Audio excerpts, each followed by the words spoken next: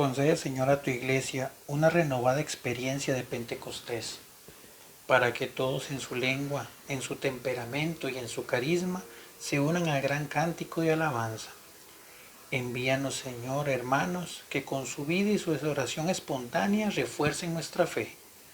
Purifícanos, Señor, y aumenta nuestra fe, para que consigamos consolar a los afligidos y sostener la fe de los hermanos.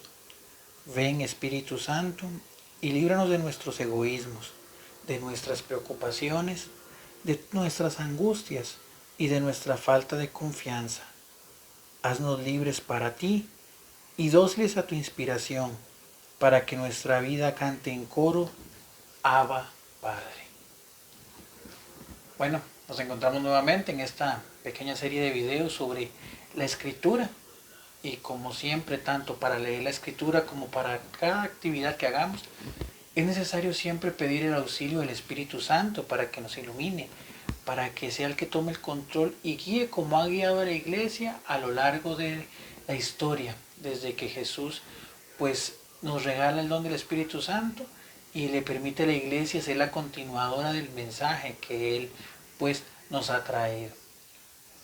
Muchas veces, continuando con el tema bíblico, como venía diciendo, pues habíamos mencionado en los primeros videos, principalmente en el primero, que la Biblia es una pequeña biblioteca, un conjunto de libros, pues acumulados a lo largo de 1200 años, escritos, claro está, porque partimos del principio de que la Biblia, en este caso, pues, primero nace de una tradición oral. Las historias, los cuentos, la doctrina es trasladada primero verbalmente.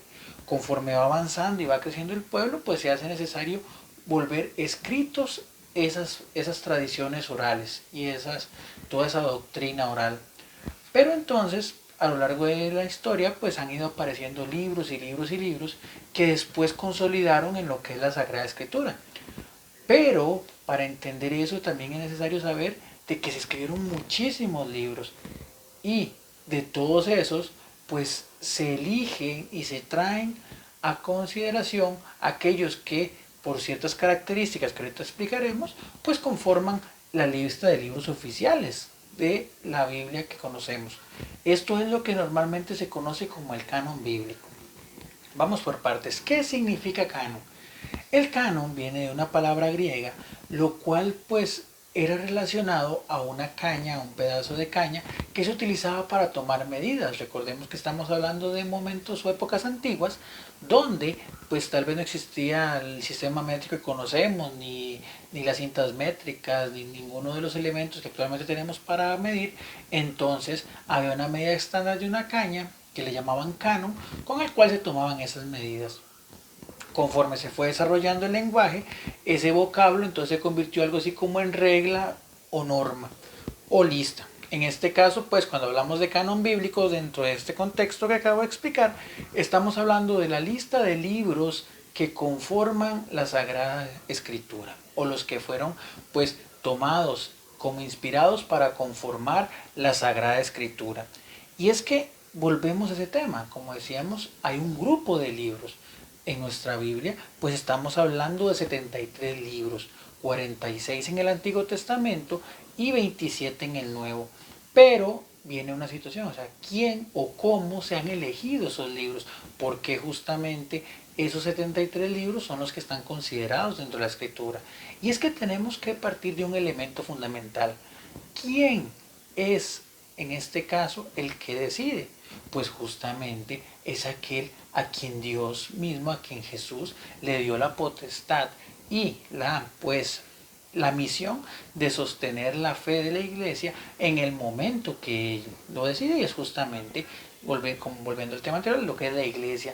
El Señor le da a la iglesia constituida jerárquicamente en sus primeros obispos, que son los apóstoles, y los continuadores de esas enseñanzas, la que le corresponde a la luz del Espíritu Santo, siempre todo movido por el Espíritu Santo, determinar los caminos de la fe y aquellos elementos que se vuelvan fundamentales. Y en este caso, pues ese elemento fundamental es el conjunto de libros, porque recordemos que la Sagrada Escritura, junto con la tradición de la iglesia, se conforman se unen como esos pilares que sostienen toda la doctrina y todas las enseñanzas de Cristo que hemos recibido nosotros. Entonces, ¿cuál es la función de la iglesia en este caso? Pues ser la continuadora y aquella que revisa y determina la canonicidad, o sea, la necesidad y la veracidad de los libros elegidos. Y es que justamente lo dice en la Constitución Dei Verbum del Vaticano II, que justamente la tradición y la escritura constituyen pues un solo depósito de la sagrada palabra, de la palabra de Dios, perdón, confiada a la iglesia. Fiel a este depósito todo el pueblo santo, unido con sus pastores en la doctrina de los apóstoles y en la comunión, persevera constantemente en la fracción del pan y en la oración, de suerte que pastores y fieles colaboran estrechamente en la conservación, en el ejercicio y en la profesión de la fe recibida. Y continúa este numeral 10 del Dei Verbum. Pero el oficio de interpretar auténticamente la palabra de Dios escrita o transmitida, texto escrito, tradición, ha sido confiada únicamente al magisterio vivo de la Iglesia, cuya autoridad se ejerce en el nombre de Jesucristo. Este magisterio evidentemente no está sobre la palabra de Dios, sino que la sirve enseñando solamente lo que le ha sido confiado por mandato divino y con la asistencia del Espíritu Santo. Es entender eso, o sea, la palabra es de Dios y Dios nos la ha regalado, pero la iglesia es la que ha recibido la misión de interpretarla y decidir a la luz del Espíritu, siempre es muy importante, a la luz del Espíritu Santo, qué textos son los que verdaderamente conforman lo que es la doctrina o lo que es la constitución, el canon bíblico. Entonces, ok, siempre se ha pensado y siempre se ha valorado el tema de justamente los 73 libros. Ha habido momentos de cierta discrepancia, principalmente a lo largo de los años 1500, cuando se da la Reforma Protestante. Pero para entender esto vamos a contextualizar. Ok, como anteriormente decíamos en el video pasado, la Biblia se conforma en dos partes. El Antiguo Testamento, que es la historia del pueblo de Israel, es el primer pueblo elegido por Dios, y el Nuevo Testamento, que es justamente el punto final y la universalidad del mensaje de amor de Dios, que ya no es únicamente en un pueblo en específico, sino a toda la creación, quien decide justamente acercarse a esa salvación que Dios le ha dado. Entonces, ok, el pueblo de Israel se configura, Dios llama en Abraham a ese pueblo, lo va constituyendo y evidentemente, como lo leemos en los textos, se da una historia de salvación que al principio será narrada, pero en los años aproximadamente 1200 a.C. se empieza a escribir principalmente a través de la figura de Moisés. Entonces empiezan a surgir esos primeros textos, la primera legislación a través de lo que llamamos el Pentateuco, los primeros 5 libros, Génesis, Éxodo, Levítico, Números y Deuteronomio. Esos libros dentro del Tanaj o la Biblia hebrea se llaman la Torá, la ley. Ese es el eje fundamental de toda su escritura. Después de lo que es justamente esos 5 libros de la Torá, se encuentran lo que llaman los libros de Neivim o los libros pues proféticos, que van desde el libro de Josué, donde empiezan a aparecer los jueces y después los profetas y todo lo que conocemos, bueno, jueces, están los libros, pues en este caso, pues los libros de Reyes, donde ya aparece más fuertemente la figura del profeta, están los libros de los propios profetas como tal, Isaías, Zacarías, Oseas, Amos, Daniel, y después hay un grupo de libros que le llaman los libros del Ketubín, que son los libros como más pues literarios, como lo que llaman historias o narraciones, como el libro de Esther, como el libro pues de Judith, etc. Entonces, esa es la Biblia hebrea, o lo que ellos llaman el Tanaj, que es ese conjunto de libros.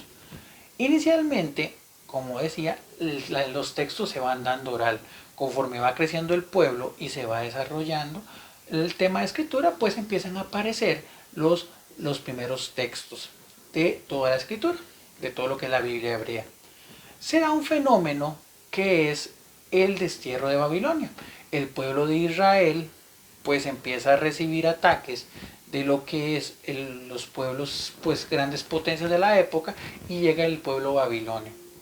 Se da una situación ahí que después pues podemos desglosar más detenidamente, pero lo que quiero llegar es que ya hay un momento en el que se ataca a Jerusalén, se toma un grupo de una gran parte del pueblo y se lleva a Babilonia, y otros grupos se empiezan a desperdigar a lo largo de diversos pueblos en la tierra, en Egipto, en zonas de África y demás, que eso es lo que se conoce como la diáspora judía. Ahí en ese momento el templo es destruido, el pueblo deja de ofrecer sacrificios al Señor. De hecho, la gran mayoría, o un grupo muy numeroso, está justamente en Babilonia. Y ahí la escritura toma un poder importante. Empieza a desarrollarse todo lo que llamamos el culto sinagogal, el culto de la sinagoga, donde los judíos se reunían leyendo entre la escritura la palabra de Dios, a encontrar una fuente que los inspirara y los ayudara a salir de esa situación que estaban viviendo. O por lo menos el poder seguir adelante a pesar de lo complicado que era para ellos no poder ir al templo a ofrecerle culto al Señor. Pero resulta que, se empieza a escribir la Biblia en hebreo, pero como se empiezan a desperdigar por todas las naciones ahí conocidas, también empiezan a aprender a utilizar el lenguaje propio de esa época, que era el griego. Entonces surge una segunda versión de la escritura, que ya no es la palestinense, la de la Biblia original, sino que llamamos la traducción de los 70 o alejandrina, donde se toman los textos sagrados del Tanaj y se traducen al griego. Unido a eso, bueno, hay una tradición ahí que dice que le llaman también la Biblia de los 70. ¿Por qué? Porque según ellos según la tradición que ellos se manejan, fueron 70 sacerdotes que por separado, 70 escribas que por separado empezaron a hacer la traducción. ¿Y cuál fue nuestra sorpresa? Que cuando llegaron todos a la misma traducción. Y esa Biblia es la que llamamos la Biblia de los 70, o la traducción griega de la Biblia hebrea. Pero con una particularidad: esa Biblia contenía 7 libros adicionales a los que tenía justamente la tradición palestina. Esos libros son los que conocemos como deuterocanónicos. Estamos hablando del libro de Tobías, el libro de Judith, el libro de la sabiduría, el Eclesiastés, el profeta Baruch y los 2 libros de Macabeos. Son 7 libros pues en total que fueron agregados, y era el libro o la traducción que utilizaban los pueblos en la diáspora judía. Después de Babilonia llegan los medos y persas, todo lo que está en el contexto del libro de Daniel, y se le permite al pueblo regresar nuevamente a Jerusalén. Se reconstruye el templo, pero unido a la celebración, pues a las celebraciones y sacrificios del templo, la tradición cultural del templo en Jerusalén, pues ya se mantiene y se sostiene lo que es el culto sinagogal a raíz de la escritura. Entonces, vean cómo la Biblia hebrea, en este caso, pues tiene esos 46 libros. Son los 39 de la tradición palestina, más los 7 que fueron agregados en la traducción en griego. Eso por ahí. Después, en este caso, pues vienen y aparecen los libros del Nuevo Testamento. ¿Qué pasa ahí? Bueno, obviamente viene Jesús, da su mensaje, hace todo su ministerio, su ministerio, después pues muere, resucita, asciende a los cielos, envía el Espíritu Santo, y la iglesia empieza la predicación. Recordemos que la primera misión que tienen los discípulos no es escribir nada, es simplemente empezar a transmitir las enseñanzas del Señor, la predicación. Y se da todo el proceso de lo que llamamos el querigma, que es el anuncio de que Cristo ha venido vivo, resucitado, y que nos ha abierto la salvación. Conforme va avanzando el tiempo, se hace necesario también, aparece la figura de San Pablo, el apóstol de los gentiles. Ya lo que es el testimonio, la evangelización, ya trasciende de las fronteras palestinas, sino que empieza a trasladarse a todos los pueblos de la tierra conocidos en ese momento. Y pues ahí aparece San Pablo a predicar en diversos lugares, y justamente después aparecen el resto de los apóstoles. Pero Pablo ve necesario, por diversas circunstancias, pues empezar a escribir documentos, cartas a las comunidades, para que refuercen, o para llamarle la atención, o para darle alguna enseñanza. Y pues se empieza a dar una tradición escrita de lo que es justamente la escritura.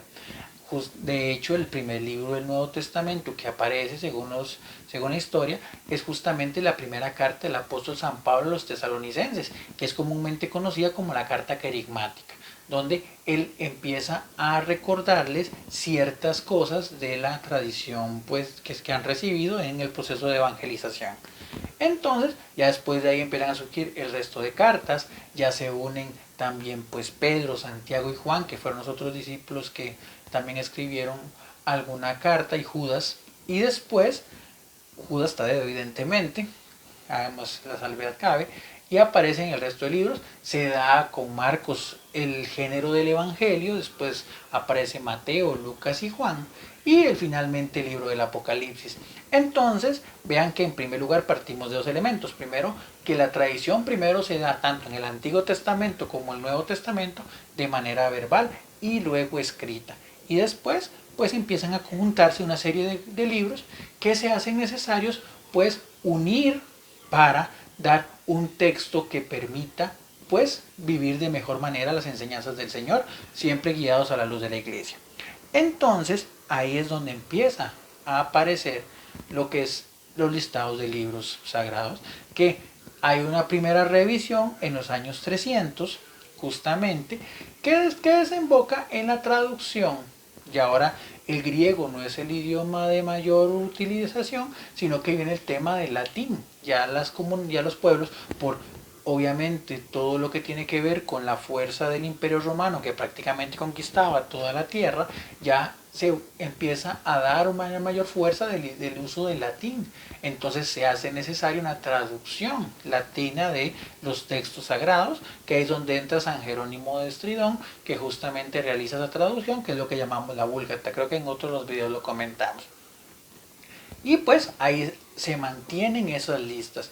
Pero evidentemente siempre han habido pues discusiones que, como decía anteriormente, pues se ven como más fuertes o más marcadas en el tema de la Reforma Protestante, porque evidentemente cuando Martín Lutero realiza una traducción de la escritura, él deja de lado los libros deuterocanónicos, él omite o para él él utiliza el canon, lo que llamamos la lista de libros del Antiguo Testamento, pero la lista hebrea, la lista pues inicial, la palestina, que era de 39 libros, y desecha la Biblia de los 70. Entonces, bien, todos esos conflictos que se empiezan a dar, pues al final la iglesia se reúne en Trento en el año 1500, y en el año 1546 dice, ok, esta es la lista oficial y definitiva de los textos que tomamos como inspirados. Y se determina así lo que es el canon bíblico. Pero ¿bajo qué criterios? Ahí viene la pregunta, porque okay, no se trata de decir, este sí, este no, no fue algo que se hizo pues de una manera, ¿cómo llamarlo? Pues antojadiza ni mucho menos. Hay lo que llamamos criterios de canonicidad. ¿Qué significa esto? Son justamente los elementos que tomaron en cuenta, movidos por el Espíritu Santo. Esta frase siempre, disculpen que la esté intercalando a cada rato, pero es claro y siempre comprender que nada en la iglesia se mueve si no es por la luz del Espíritu Santo. Y dentro de esos, pues, criterios están los siguientes. Para el tema del Antiguo Testamento, evidentemente la Biblia de los 70. ¿Por qué? Porque partimos del hecho de que fue un texto oficial que fue utilizado por toda la comunidad judía, porque este incluía las comunidades que fueron pues que estuvieron pues viviendo el diáspora cuando fue el tema de la destrucción del templo y el exilio a Babilonia. Unido a eso se une el uso en el culto. Hay una particularidad muy interesante del culto sinagogal. Bueno, que también en primer lugar recordemos que se desarrollaba los sábados, el Sabbat, el día de descanso de los judíos. Y es que se dice que los judíos leían la escritura sistemáticamente, lo que es el Tanaj, en un proceso o en un ciclo de 3 años. ¿Les suena parecido? Claro, nosotros también en la iglesia pues leemos la escritura en ciclos de 3 años, lo que comúnmente conocemos ciclo A, ciclo B, ciclo C. Entonces dice que justamente el pueblo de Israel empezaba a leer los textos en esa manera cíclica. Entonces, la iglesia cuando hace justamente toda la revisión de los libros, pues busca aquellos libros que eran utilizados, que eran leídos en el culto, en la sinagoga, porque evidentemente recordemos una de las primeras citas bíblicas en torno a Jesús en su ministerio, que es cuando va a su tierra donde se había criado, y hasta canción hay de eso. Él toma el texto, él lee una cita de Isaías y dice, esto se está cumpliendo en este momento, que es el texto que dice que vendrá el Espíritu de Dios está sobre mí, Él me ha ungido para dar a los pobres buena nueva, a libertad a los cautivos, un año de gracia les proclama. Por ahí, no me acuerdo textualmente lo que dice, pero por ahí está. De hecho me agarré de la canción que se utiliza mucho en las confirmaciones y en la fiesta de Pentecostés. Entonces, ese texto justamente, entonces esa tradición de leer en esos ciclos de la escritura, la asume también el pueblo cristiano, porque recordemos que los primeros inicios de la iglesia, los discípulos se unían o vivían lo que era el culto de la sinagoga. Ellos seguían siendo judíos y ellos iban. Lo que pasa es que, ¿cómo decirlo? La perspectiva que ellos tenían de la escritura del Antiguo Testamento era diferente a la del resto del pueblo judío. Mientras los judíos seguían viendo en el texto la esperanza del Mesías, los cristianos veían en los textos la promesa cumplida en el Mesías, que era la promesa cumplida en Cristo.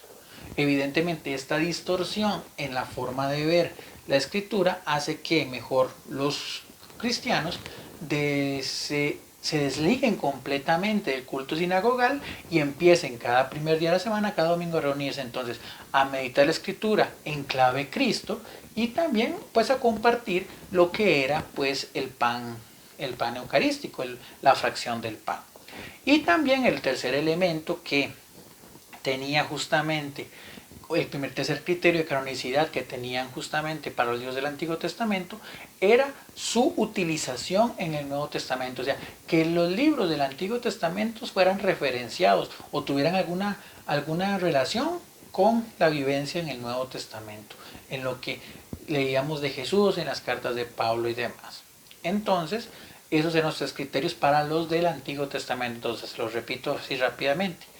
El primer elemento es la Biblia de los 70. Esa es la Biblia que toma la iglesia como oficial en los textos del Antiguo Testamento.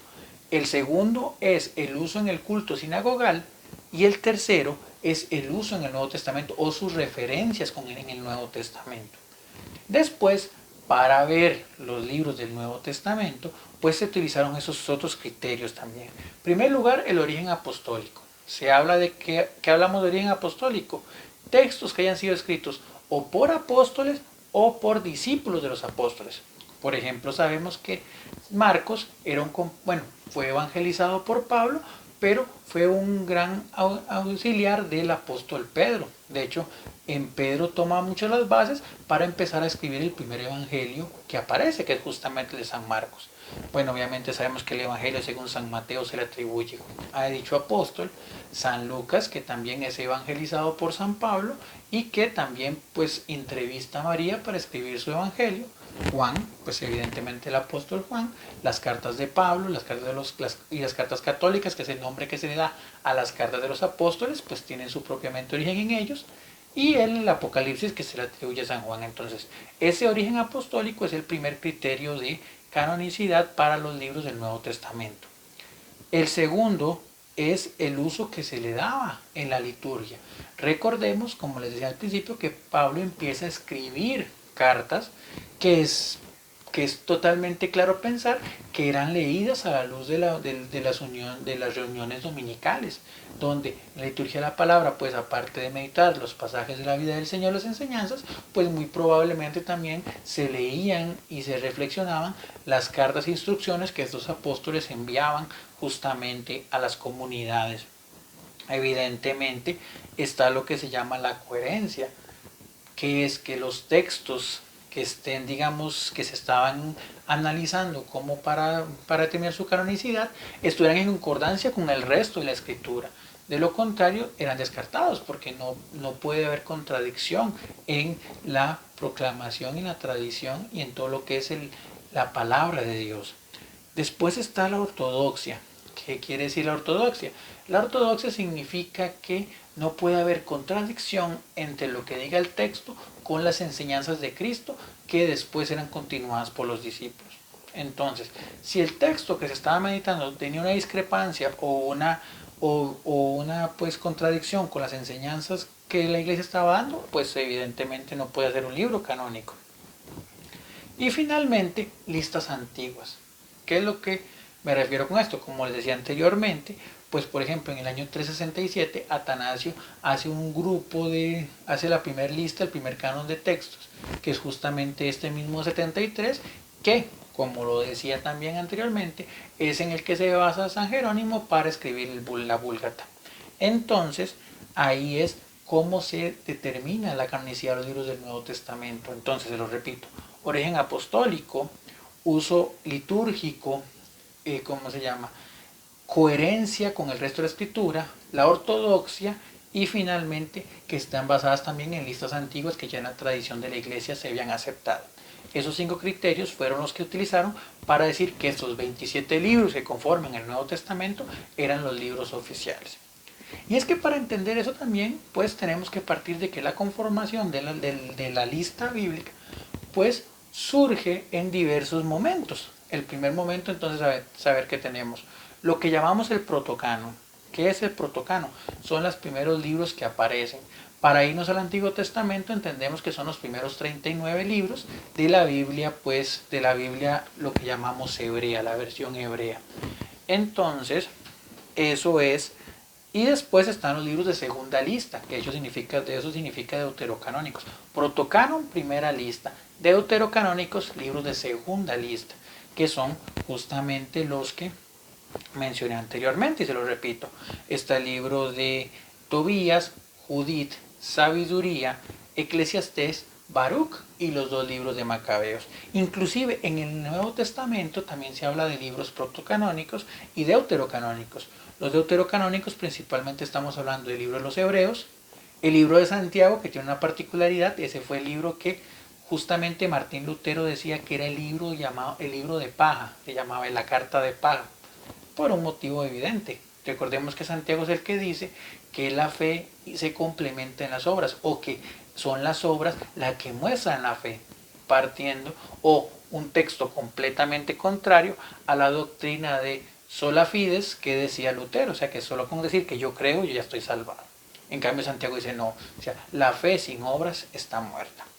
También estamos hablando que el segundo libro de Pedro, la segunda y tercera carta de Juan y el Apocalipsis son libros deuterocanónicos del Nuevo Testamento.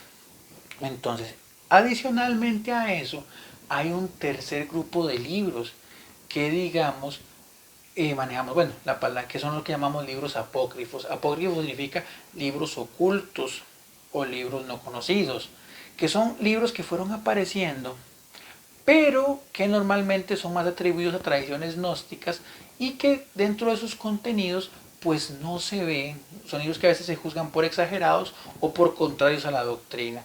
Por ejemplo, en el Antiguo Testamento está el libro de Enoc, está el tercer y cuarto libro de Macabeos, están los Salmos de Salomón, que por su contenido como tal, pues no son libros pues que sean aceptados, ni siquiera ni por la tradición judía, ni menos por la tradición cristiana.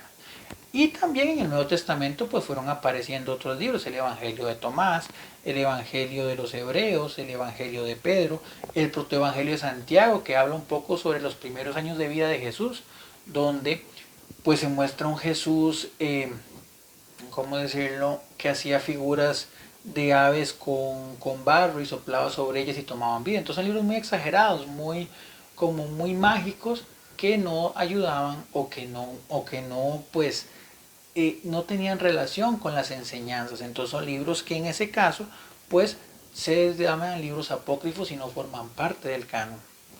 Entonces, para finalizar, yo sé que el texto hoy la sesión ha sido un poquito larga por la cantidad de contenidos, pero que entonces es la iglesia la que define el canon, ¿Por qué? Porque es la iglesia la que ha recibido por el Espíritu Santo, o mejor dicho, la misión del Señor, llevada a cabo por el Espíritu Santo o bajo la guía del Espíritu Santo, de poder interpretar los textos sagrados y de esa manera pues poder también hacer que esos textos sean luz para nosotros. Entonces, de ahí que por eso la Biblia tiene sus 73 libros. ¿Se podrán ingresar más? La pregunta es totalmente abierta. Si cumplen los criterios que decía anteriormente, sea del Antiguo Testamento o del Nuevo Testamento, pues pueden ser integrados los libros. Pero ahorita es muy poco probable que eso ocurra. Pero bueno, hay que ver, siempre se hacen estudios y siempre aparecen cosas. Como también aparecerán libros constantemente a través de programas de National Geographic o History Channel, como siempre aparecen en Semana Santa, como para querer pues boicotear un poquito lo que la escritura dice y lo que decimos en la escritura. Pero es claro entender esto, es la iglesia la encargada, porque Dios se lo asignó y porque tiene el auxilio del Espíritu Santo, de determinar qué libros y cómo entender esos libros. Pero también vamos a entrar en otro tema que veremos en la próxima sesión. ¿Cómo entender los libros? Para entender los libros hay criterios que son importantes. Ver el tipo de libro, el contexto y demás. Pero bueno, eso quedará para nuestra próxima sesión. Espero que haya sido claro lo que hoy hemos explicado. Igual, si hay alguna duda o algún comentario, pues pueden escribirnos en nuestras redes sociales. Si gustas de compartir este video y los otros que hemos ido haciendo a nuevas personas, hazlo con total confianza. Y la idea es que juntos aprendamos de ese maravilloso tesoro que tenemos y que a veces no valoramos, como es la Sagrada Escritura. Que Dios te bendiga y seguimos en contacto.